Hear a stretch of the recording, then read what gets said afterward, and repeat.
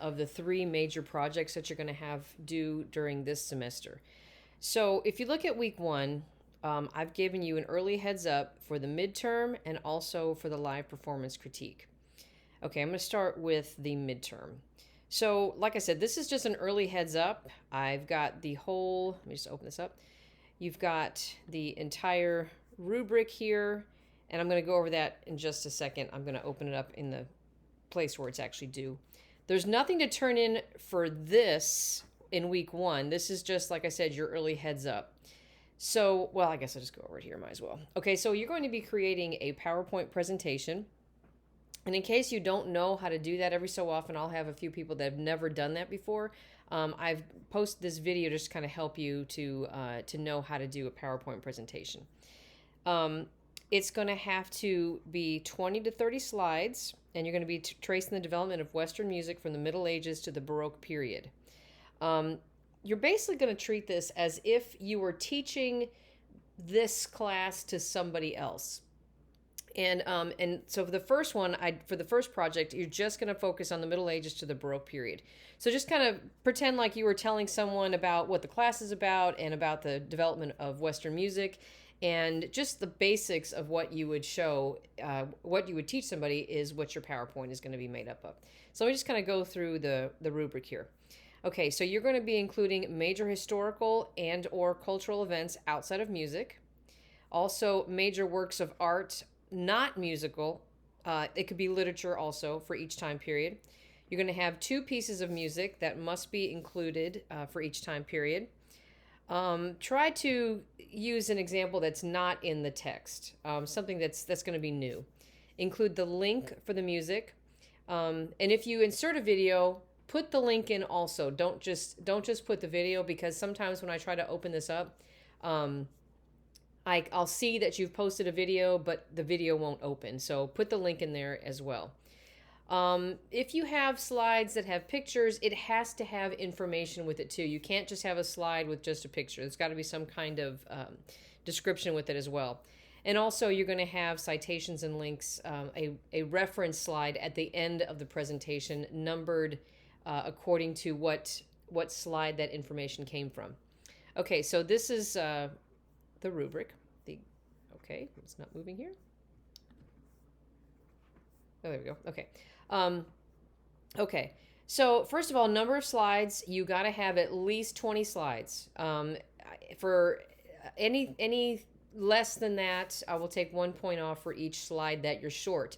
And title slides will not count. Like if you just have a slide in between your sections that say Renaissance or Baroque, those slides will not count. So it has to be the slides that have actual information on it.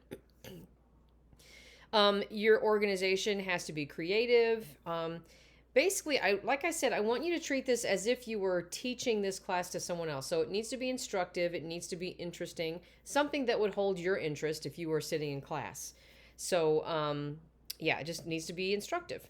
And right here, again, you need to have your citation slide at the very end. You're going to have at least 3 historical and or cultural events outside of music and briefly described. Okay, you're going to do that for the Middle Ages, the Renaissance, and the Baroque. Now, don't just have a list of events. You can list the events, but make sure there is a description under each event that you have chosen. You are also going to choose 3 major works of art or literature, not musical. It could be paintings, it could be some kind of poetry or some kind of novel that was written in that time period. Briefly describe whatever it is you've chosen. So you're going to do 3 examples from each time period. This briefly describe, that is the thing that messes people up the most on these PowerPoint presentations. They'll just list things, give me examples, but they will not describe them. I'm just talking, you know, if you choose the Mona Lisa, you know, tell me it's the Mona Lisa. Tell me that Leonardo da Vinci painted it. Tell me just a little bit about the history of it, maybe like where it's located right now, and just a little information. It doesn't have to be a lot. You are also going to be including, this is, okay, there we go. 2 musical examples for each time period. Make sure that you specifically describe the piece. Don't just give a general description of music from the time period. Post the link and give me some specific def, descriptions about that particular piece. And also composers. You're going to find or give me at least information about 2 composers. Tell a little bit about their life. Make sure that you include the birthplace, 3 facts, and then the style of music for which the person is most known. Like if you're going to choose, say, Verdi, he's known for his operas. So maybe kind of just talk about that a little bit. And then the last thing, and for some reason, this is the section that people just sort of forget. Briefly describe 2 types of music for each time period.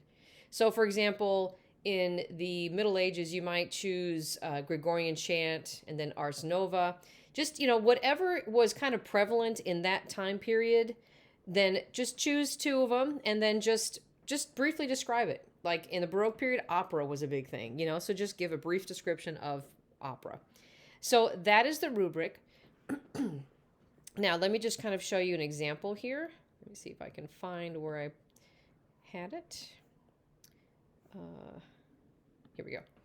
Okay, so this is just kind of an example of a past student's project.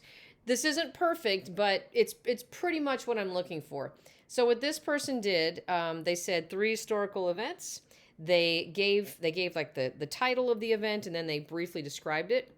And then they went on to talk about or describe some works of art. Some of them, like they chose tapestries, and then just different things from the Middle Ages. So there's 3 of them, and they have images, and they are described.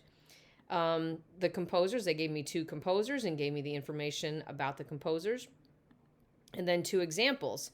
And then what they did is they told me about the 2 types of music in the same slide. I would suggest that you actually make those separate slides. It's just easier for you to keep track of and easier for me to kind of find everything. And then they just went through the Renaissance, and they just kind of followed the same format for each time period. And now for this, like the only thing I would say about this right here, so they gave me 2 examples here, but they did not briefly describe these particular pieces. So that would be something that would need to be fixed for this one.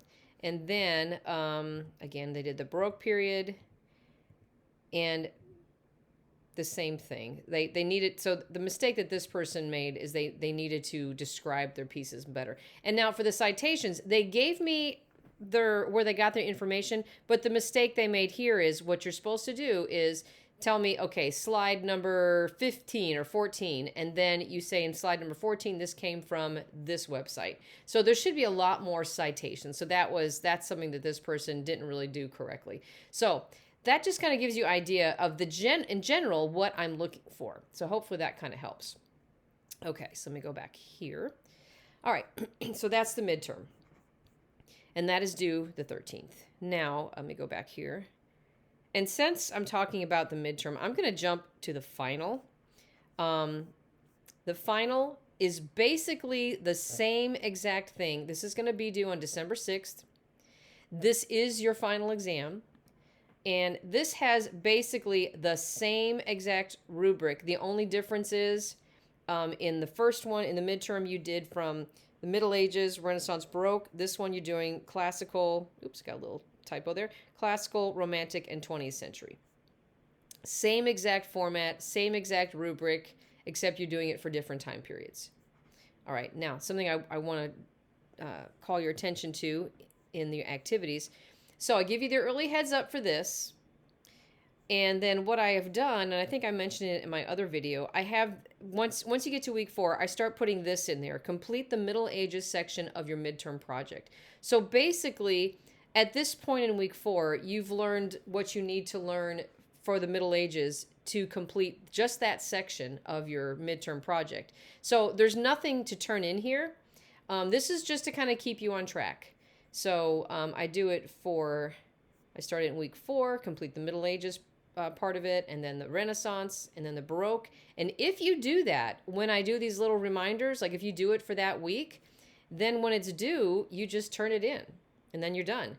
And then so what I've done also, once we get going again after the midterm, I say complete the classical section of your final project.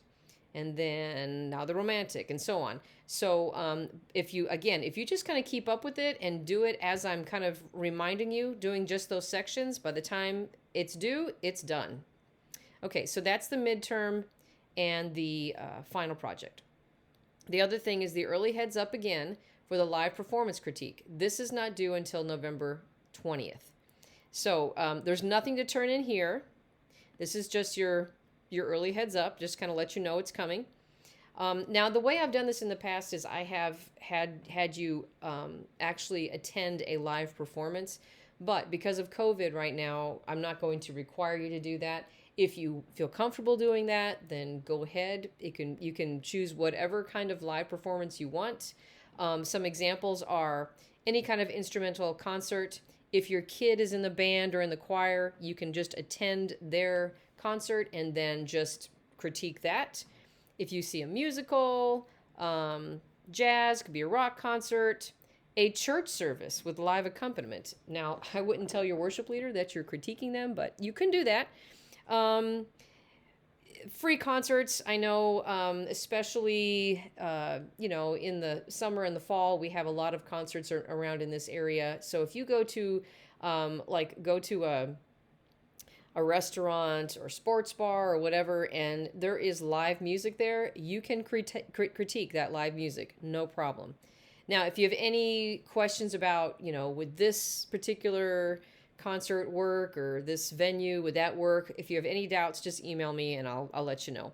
Now, because of COVID, and if you don't feel comfortable going to a live performance, then you can actually watch a video of a live performance. I don't have any problem with that. I mean, that's just the times we're living in right now. What are you going to do?